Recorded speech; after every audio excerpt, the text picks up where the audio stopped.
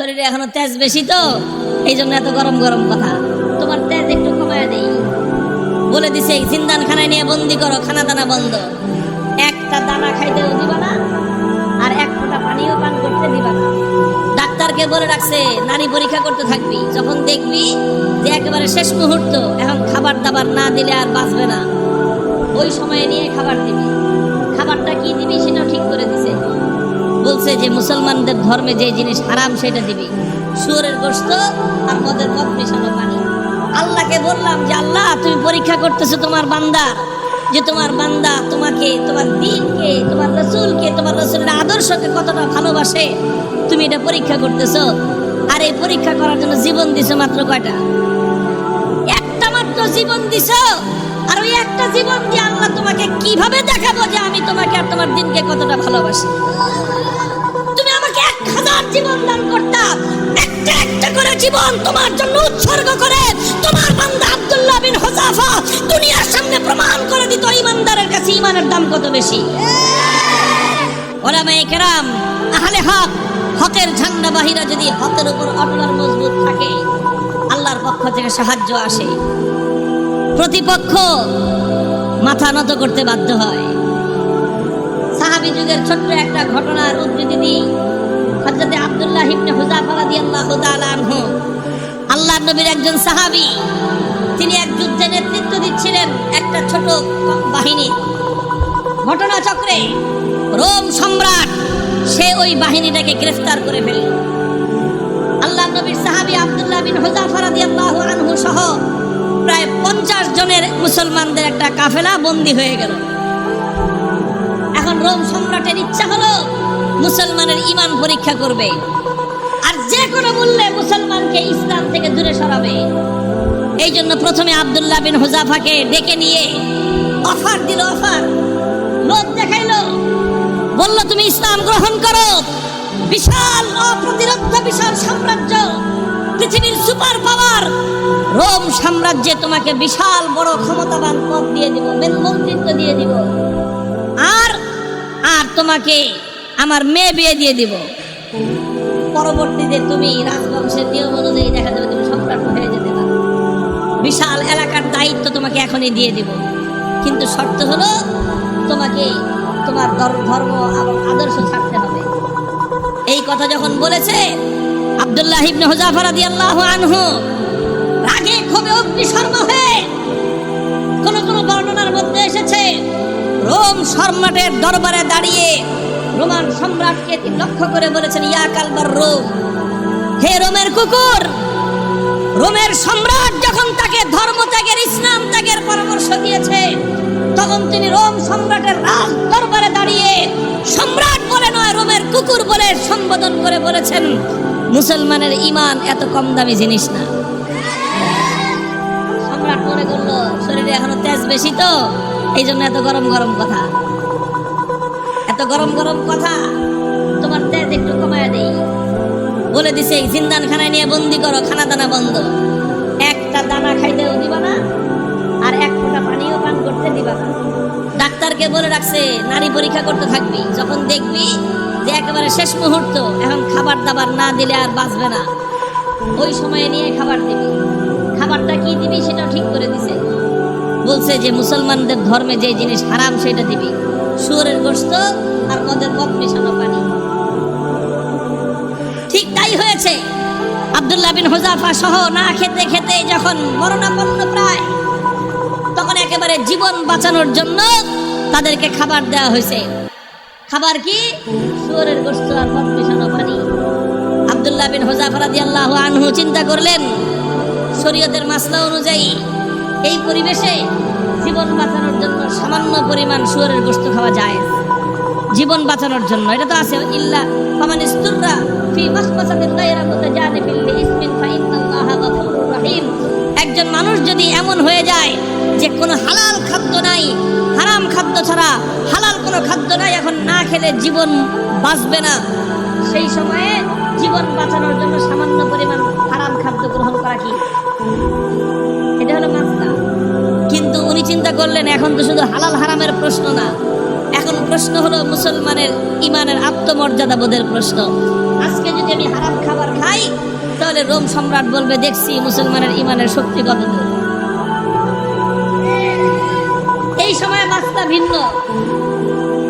এরকম পরিস্থিতি যদি কারো হয় তাহলে মাসলা ভিন্ন।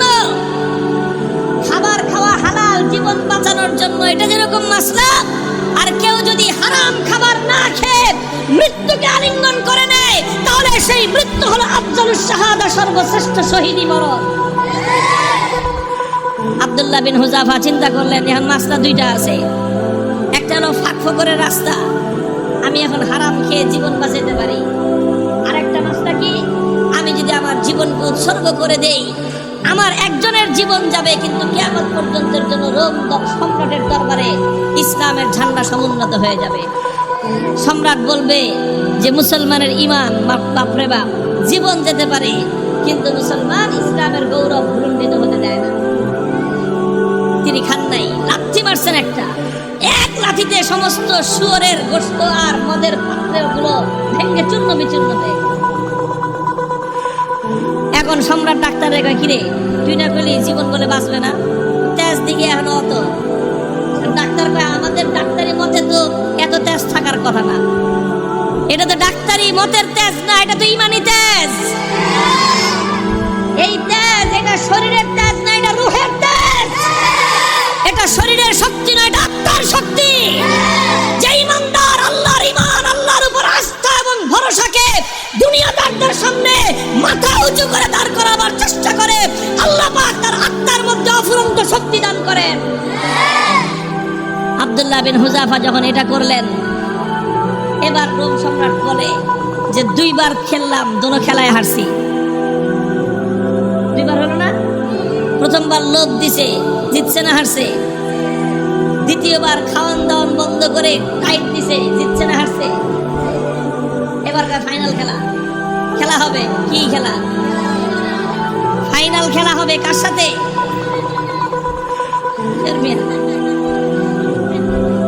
এদের সাথে তো খেলা শেষ করে দিয়ে আসছি, তার লাগাই ওখানে কোনো খেলা নাই, এখানে তো অফার করেছি আসো, আমাদের দুয়ার সবার জন্য উন্মুক্ত, বন্ধুত্বের হাত প্রসার করে দিয়েছি আমরা। তোমরা ভুল করতে পারো, আমাদের দায়িত্ব হলো তোমাদের ভুল শুধরে দেয়া। রোম সম্রাটের সাথে খেলা হবে আব্দুল্লাহ বিন হুযাফার। একজন হলো সম্রাট আর একজন তার একজন বন্দী, তার জিন্দানখানার কয়েদি আর একজন সম্রাট। খেলা হচ্ছে ফাইনাল খেলা। রোম সম্রাট বলল এবার একদম দেখবো চূড়ান্ত যে ইমানের তেজ কোন পর্যন্ত হয়। যতজন বন্দী বিশাল বিশাল ড্যাগের মধ্যে পানি গরম করছে, ফুটন্ত গরম দাউ দাউ লেলিহান শিকার আগুন, সেই আগুনের মধ্যে ড্যাগ বসাইছে, বিশাল বিশাল ড্যাগ, খাজা বাবার ড্যাগের মতো। খাজা বাবার ড্যাগ দেখছেন? বাংলাদেশে আছে শাহজালালের বাজারে ড্যাগ একটা আছে, ওটার মধ্যে বালতি নিয়ে নামে একজন সঙ্গ লাগায়া খিচুড়ি উঠাইতে, দেখেন নাই? এরকম বিশাল ড্যাগ, একটা মানুষ যেন আপাত মস্তক সেই ড্যাগের মধ্যে ডুবে যেতে পারে, এত বড় বড় ড্যাগ বানাইছে। ড্যাগ বানায় তারপরে লাকড়ি দিয়ে লেলিহান শিকার আগুন জ্বালাইছে, সে আগুন জ্বালায় তারপরে এই তো পানি দিয়ে ভরে দিছে। পানি যখন টকবক টকবক করতেছে, এবার আব্দুল্লাহ বিন হুযাফা সহ তার সমস্ত বন্দীদেরকে ডেকে আনছে। ডেকে এনে বলছে, আব্দুল্লাহ বিন হুযাফা এবার তোমার সাথে কোনটা খেলা, ফাইনাল। তোমাকে সর্বশেষ সুযোগ দিচ্ছি, তুমি দুইবার আমাকে ডিনাই করেছো, আমাকে অপমান করেছো, এবার লাস্ট সুযোগ তোমার জন্য। এই যে দেখো গরম পানি, কথা মানবি আনলে একটা একটা করে এই গরম পানির মধ্যে ছাড়বো, আর পানির মধ্যে ছাড়ার সাথে সাথে দেখবা মৃত্যু কত বিভীষিকাময়। আব্দুল্লাহ বিন হুযাফা নির্বিকার, কোনো কথা বলেন না। সম্রাট বলছে জল্লাদকে ওর সামনে থেকে তার একজন সঙ্গীকে নিয়ে তার চোখের সামনে গরম পানিতে ছেড়ে দাও। ঠিকই আব্দুল্লাহ বিন হুযাফা রাদিয়াল্লাহু তাআলার একজন সাথীকে নিয়ে গরম পানির মধ্যে ছেড়ে দেওয়া হলো। মুহূর্তের মধ্যে বিভৎসভাবে তার মৃত্যু হলো, তিনি শাহাদাত বরণ করলেন। চোখে তাকায় দেখলেন কিচ্ছু, কোনো কথা নাই। এবার বলল যে এবার ওরে ধরে নিয়ে যাও। আব্দুল্লাহ বিন হুযাফা রাদিয়াল্লাহু তাআলা আনহুকে এবার ধরে নিয়ে যাওয়া শুরু করলো। বাদশা খেয়াল করতেছে যে মনোভাবটা কি চেঞ্জ হয় কিনা, একটু অন্তত ভয় পায় কিনা। একটু ভয় পাইলেও মনে করবে যে যাক কোনো রকম মর্যাদাটা রক্ষা পাইছে, ফাইনাল খেলা ড্র ঘোষণা করে দেওয়ার একটা ধান্দা খুঁজতেছে। যখন আব্দুল্লাহ বিন হুযাফাকে নিয়ে যাওয়া হচ্ছে, ইতিহাসের কিতাবগুলোর মধ্যে লেখা হয় ওনার চোখ দিয়ে দর দর করে পানি পড়তে আরম্ভ করলো। বাদশা মনে করছে কাজ হয়েছে, মনে হয় কাজ হয়েছে, মনে হয় ভয় পেয়েছে। এবার ডাক দিছে, এই ফিরে আনো। জিজ্ঞেস করতেছে কি ব্যাপার, ভয় পেয়েছো? যদি ভয় পেয়ে থাকো সারেন্ডার করো, এখনো তোমার জন্য সে আমার অফার অব্যাহত আছে। তুমি তোমার ধর্ম ছেড়ে আমাদের দলে যোগ দাও, সঙ্গে সঙ্গে আমি তোমাকে রোম সাম্রাজ্যের বিশাল ক্ষমতাবান পদ দিব তোমাকে। আর যদি না মানো তাহলে তোমাকে কিন্তু খালি চোখের পানি দেখে আমি ছাড়বো না, তোমাকে গরম পানির মধ্যে নিক্ষেপ করে নির্মমভাবে তোমাকে হত্যা করব। আব্দুল্লাহ বিন হুযাফা বলেন, কারে তুমি কি মনে করছো এই মৃত্যু দেখে ভয় পেয়েছি? না, তোমার এই মৃত্যুর এই বিভীষিকা দেখে আমি ভয় পাই নাই। তাহলে কান্দো কেন? ওরে কান্দি, চোখের আমারে পানি হে রোম সম্রাট তোমাকে দেখাবার জন্য নয়, আমার চোখের অশ্রু তো দুনিয়ার কোনো মানুষকে দেখাবার জন্য নয়। আমি আমার জীবন সায়ান্নে মৃত্যুর মুখোমুখি দাঁড়িয়ে আমার রব্বুল আলামিনকে দেখানোর জন্য দুফোঁটা তপ্ত অশ্রুর নজরাতার কদমে পেশ করলাম। আল্লাহকে বললাম যে আল্লাহ, তুমি পরীক্ষা করতেছো তোমার বান্দার, যে তোমার বান্দা তোমাকে, তোমার দ্বীনকে, তোমার রাসূলকে, তোমার রাসূলের আদর্শকে কতটা ভালোবাসে, তুমি এটা পরীক্ষা করতেছো। আর এই পরীক্ষা করার জন্য জীবন দিছো মাত্র কয়টা? একটা মাত্র জীবন দিছো। আর ওই একটা জীবন দিয়ে আল্লাহ তোমাকে কিভাবে দেখাবো যে আমি তোমাকে আর তোমার দ্বীনকে কতটা ভালোবাসি? তুমি আমাকে 1000 জীবন দান করতা, একটা করে জীবন তোমার জন্য উৎসর্গ করে তোমার বান্দা আব্দুল্লাহ বিন হুযাফা দুনিয়ার সামনে প্রমাণ করে দিত ইমানদারের কাছে ইমানের দাম কত বেশি। এই জন্য কান্দি বেটা, আহম্মদ জানি না। তুই মনে করছিস যে মুসলমান জীবনের মায়ায় কান্দে? আরে মুসলমান তো বিশ্বাস করে যে যতদিন বেঁচে আছি ততদিন কষ্টে আছি, আল্লাহর জন্য জীবন দিব আর জান্নাতে যাব। কি বলেন? সন্দেহ আছে? আল্লাহর জন্য জীবন দেওয়ার মধ্যে আর জান্নাতের মধ্যখানে কোনো দূরত্ব নাই, কোনো দূরত্ব নাই। তুমি জীবন দিবা আল্লাহর জন্য আর জান্নাতে যাবা। তাহলে ভয় কারে দেখাবো মিয়া? আমার কাছে একটা জিনিসই আমার বুঝে আসছে যে বেটা, তোমরা যদি বাতিলের উপর থেকে নমনীয় না হতে পারো, আমি হকের উপর থেকে নমনীয় কোন দুঃখে হব? হযরত ওমরের থিওরি ছিল যে আলাইসা কাতলাহুম ফিন্নার ওয়া কাতলানা ফিল জান্নাহ। হযরত ওমর রাগে ক্ষোভে হুজুর সাল্লাল্লাহু আলাইহি ওয়াসাল্লাম এসে বলতেছে যে হুজুর আচ্ছা কোন তো থিওরিটা এটা কিনা, যে বেঈমানরা মরলে জাহান্নামে যাবে, ঈমানদাররা মরলে জান্নাতে যাবে, কথা ঠিক আছে না হুজুর? হযরত ওমর যখন এই কথাটা হুজুর কয়, তোমার কথাটা তো ঠিকই আছে, যে ওরা মরলে জাহান্নাম, আমরা মরলে জান্নাত। কয় হুজুর তাইলে আবার 3 নম্বর কথা কি? ফালামা নুতি হাযিহিদ দানিয়াতা ফি দীনিনা। বেঈমান যদি নমনীয় না হতে পারে, মরলে জাহান্নামে যাবে, তাহলে আমি মরলে জান্নাতে যাব, আমি নমনীয় হব কেন?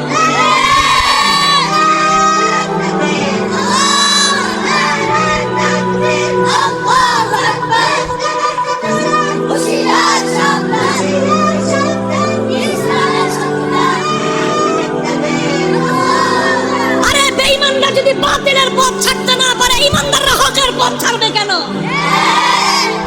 কথার মধ্যে কোনো ভেজাল আছে?